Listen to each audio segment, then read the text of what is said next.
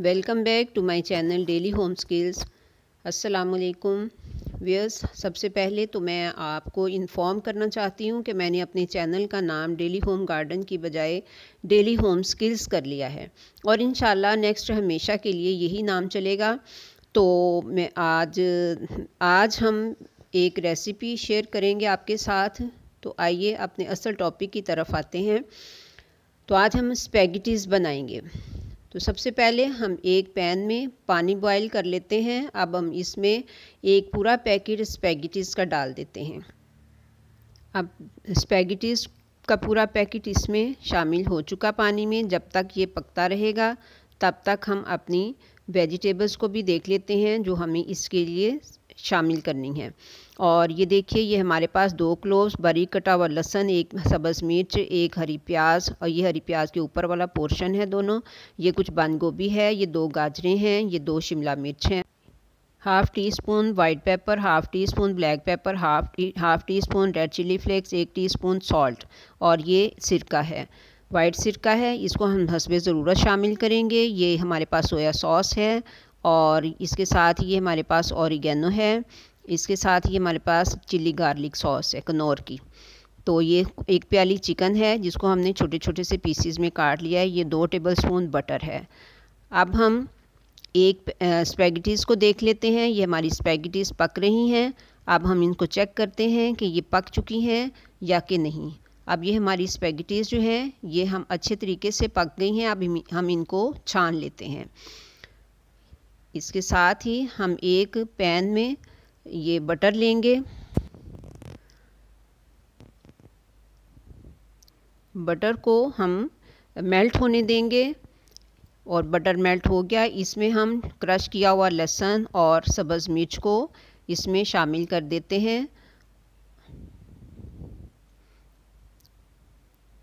اور ہلکا سا گرم کرنے پہ آئل گرم ہو چکا۔ یہ ہلکا سا پکنے کے بعد ہم اس میں ہری پیاز کے اوپر والا پورشن جو ہے وہ بھی ایڈ کر دیتے ہیں۔ پیچھے والا پورشن جو ہے اس کو ہم ابھی چھوڑ دیں گے۔ اب ہم اس کو فرائی کریں گے تھوڑی سی دیر کے لیے۔ ہم نے اس کو فرائی نہیں کرنا ہوتا، ڈارک براؤن نہیں کرنا ہوتا، مطلب یہ کہ ہلکا فرائی کرنا ہوتا ہے، اس کو براؤن نہیں کرنا ہوتا ہم نے۔ اب یہ ہمارے براؤن ہو چکا، اب ہم اس میں فرائی ہو چکا، اب ہم اس میں چکن ایڈ کر دیتے ہیں۔ اب چکن کو ہم نے اس وقت تک فرائی کرنا ہے جب تک یہ پورے طریقے سے مکمل طور پہ وائٹ نہیں ہو جاتا۔ یہ دیکھیے ہمارا چکن جو ہے یہ مکمل طور پہ وائٹ ہو چکا اور فرائی بھی ہو چکا۔ اب ہم اس میں تقریباً 6-7 ٹیبل سپون جو ہے یہ سویا سوس ایڈ کر دیتے ہیں۔ یہ دیکھیے یہ ہمارے 6-7 تقریباً جو ٹیبل سپون ہیں یہ سویا سوس ہو چکا۔ اب ہم اس میں مسالے بھی ایڈ کر دیتے ہیں۔ اب ہم ان کو ہلکا سا مکس کریں گے۔ مسالے ڈالنے کے بعد تقریباً آدھا منٹ پکانے کے بعد اب ہم اس میں سرکہ تقریباً ½ ٹی اسپون سرکہ اس میں ایڈ کر دیتے ہیں، 5-6 ڈراپس۔ تو اس کے ساتھ ہی ہم اس میں ویجیٹیبلز کو ایڈ کر دیتے ہیں۔ اب ہم ان کو اچھے سے مکس کر لیتے ہیں۔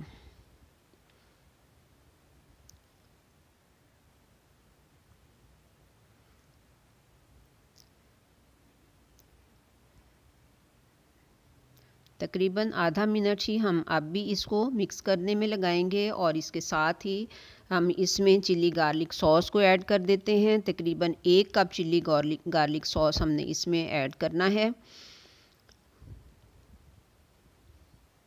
یہ ہمارا 1 کپ جو ہے یہ ہو گیا، تقریباً تھوڑا سا کم ہے 1 کپ سے ابھی، تو تھوڑے وقفے سے ہم دیکھیں گے، ضرورت ہوئی تو اور تھوڑا سا شامل کر لیں گے۔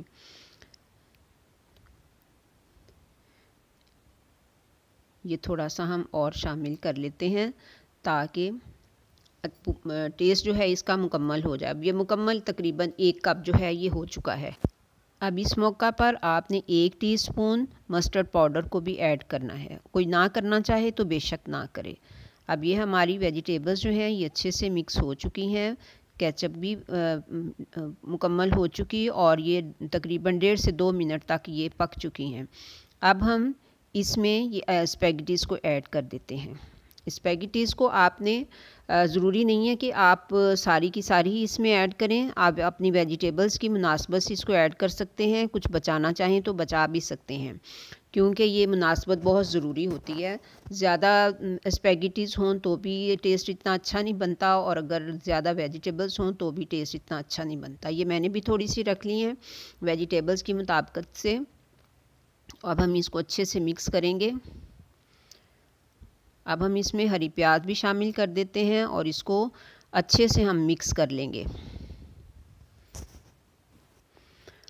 अब हम इसको अच्छे से मिक्स करके तो डिश आउट कर लेते हैं। ये हमारी स्पैगेटीज़ जो हैं ये रेडी हो चुकी हैं। अब हम इसको डिश आउट करते हैं। अब ये हमने डिश आउट कर ली। अब इसके ऊपर हम 1 पिंच ऑरिगेनो की स्प्रिंकल कर देते हैं। लीजिए, अब ये हमारी स्पाइसी स्पैगेटीज़ जो हैं ये रेडी हो चुकी हैं।